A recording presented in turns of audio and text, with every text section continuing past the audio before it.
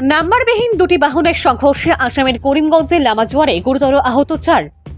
সম্প্রতি আসামের করিমগঞ্জ জেলা জুড়ে নাম্বারবিহীন যানবাহনের দৌরাত্ম্য মাথাচাড়া দিয়ে উঠেছে। এতে বেপরোয়া চালকদের দাপটে ঘন ঘন হারে সংঘটিত হচ্ছে পথ দুর্ঘটনা। এমনই এক ভয়ঙ্কর পথ দুর্ঘটনায় গুরুতর আহত হয়েছেন 4 ব্যক্তি। ঘটনাটি সংঘটিত হয়েছে বৃহস্পতিবার রাতে করিমগঞ্জ জেলার বদরপুর থানাধীন লামাজোয়ার এলাকার 37 নং জাতীয় সড়কের পার্শ্ববর্তী কালীবাড়ির সম্মুখে। এতে একটি নাম্বারবিহীন টাটা পাঞ্চ ও ই রিকশার মধ্যে সংঘর্ষে দুর্ঘটনাটি ঘটে। পরে স্থানীয়রা এগিয়ে গিয়ে আহতদের উদ্ধার করে চিকিৎসার জন্য শ্রীগৌরী হসপিটালে প্রেরণ করেন। আহতদের মধ্যে রয়েছেন স্বপন নমশূদ্র, কাজল নমশূদ্র, নির্মল রায় ও ই রিকশা চালক কাছিমউদ্দিন। ঘটনার পর টাটা পাঞ্চ বাহনের চালক পালিয়ে গাঢাকা দিতে সক্ষম হলেও তার পিতা নিয়াজউদ্দিন জনতার হাতে ধরা পড়ে বর্তমানে বদরপুর পুলিশের জিম্মায় রয়েছেন। ভানুচন্দ্রের রিপোর্ট, আসাম প্রাইম নেটওয়ার্ক। সৰু গাড়ী এই মেইন ৰোডত অহা যোৱাৰ মানে ক্ৰচিঙৰ সময়ত কিবা খেলিমেলি হৈ থাকে। ক্ৰচিঙৰ সময়ত এই সময়ত এক্সিডেণ্ট হৈ থাকে। আজিও ঠিক এনেদৰে এক্সিডেণ্টটো হৈ গৈছে। এক্সিডেণ্ট হোৱাৰ পিছত গাঁওবাসী ৰাইজে মিলি এই দুজন মানে একদম মানে মুমূৰ্ষ অৱস্থাত এই চিভিল হস্পিটেলত পঠিয়াইছে আৰু এজন একদম চিৰিয়াছ কণ্ডিশ্যনত আছে। তিনিজনে চিৰিয়াছ কণ্ডিশ্যনত আছে।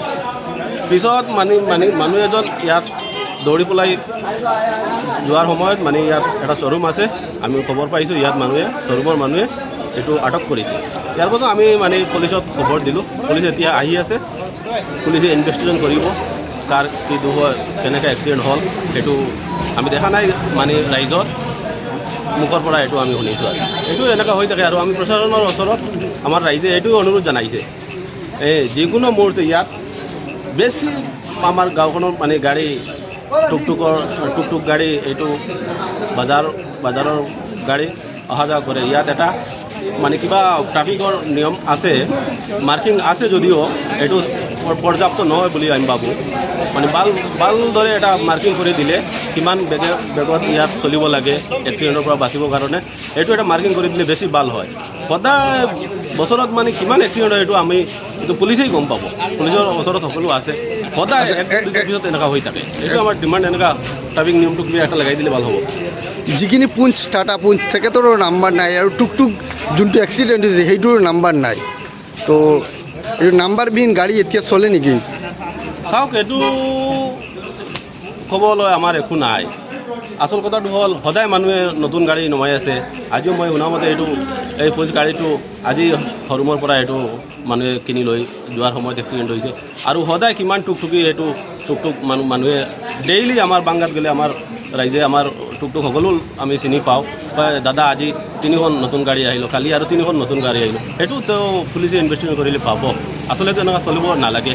হয়তো আজি লৈছে কালি পৰশু আহি যাব, এইটো আচল কথাটো হ'ল। কেনেকৈ মালিক গাড়ির মালিক তান ছেলে আসলা গাড়ির বল তারা ওখান থেকে আইয়া কয় কি এখন তান ছেলে আসলা, তান ছেলে দুষ করছে, আমরা গাড়ির ইন্স্যুরেন্স আছে, আমরা দেখবো। আর আমি কইছি না আইলে হইতো না। বর্তমানে কই রাখা যারা অ্যাক্সিডেন্ট আছে আর এসআর শোরুমও কোনো কথা আছে। এখন আমি বাইয়া রাখি আইছি, কিন্তু মানুষ বেশ নাই, তারা সাপোর্ট পার না করে তারা সাইদরা আইয়া লই যায়। একলা বাড়ি থেকে মানুষ আইছেন 2-3 জন, বুঝছেন? আচ্ছা 2-3 গাড়ি আইয়া আসছেন তারা। এখন তো আপনি তো অনুযায়ী গিয়া আর ওখানে করো।